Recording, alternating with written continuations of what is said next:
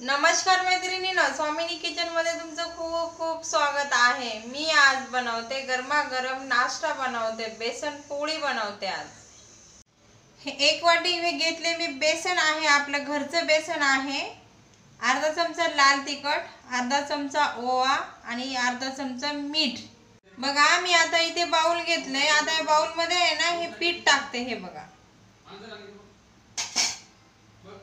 आणि ह्यामध्ये हे लाल तिखट टाकते चवीनुसार, तुम्हाला आवडलं तर तुम्ही जास्त पण टाकू शकतात।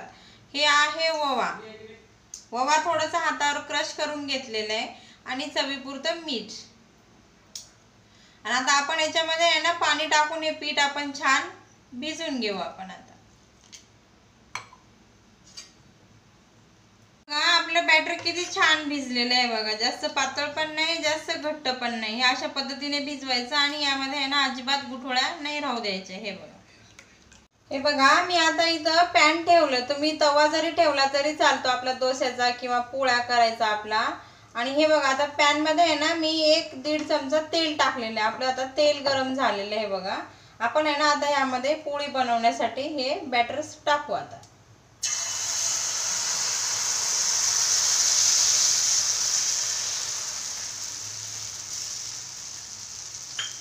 आणि केव्हा पण आहे ना वाटीनं टाकायचं किंवा कपाने टाकायचं, म्हणजे आपली पोळीचा शेप एकदम चांगला येतो। बघा आता आपली पोळी एक साइडनं भाजलेली आहे, मी आता हिला पलटून घेते। आता ह्याला जाळी किती छान आलेली आहे, मी आता ह्याला काढून घेते, ह्या साइडनं पलटून घेते। हे बघा बघा आता आपली पोळी आहे तयार, किती छान झालेली आहे बघा। खालून पण छान भाजली गेली हे बघा आणि इकडून पण झालेली आहे, एकदम कडक कुरकुरीत छान झालेली आहे। मी आता हिला काढून घेते। बघा आपली पोळी आहे तयार, किती छान झालेली आहे बघा, एकदम चवीला किती भारी लागेल बापरे। आणि हे बघा कुरकुरीत झाली आहे, वाव।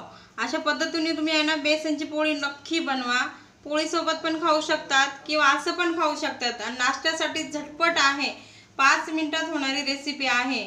मी बनवलेली पद्धत जर तुम्हाला आवडली ना तर नक्की मला लाईक करा, कमेंट करा, सबस्क्राईब करा। तोपर्यंत मस्त खा, मस्त राहा।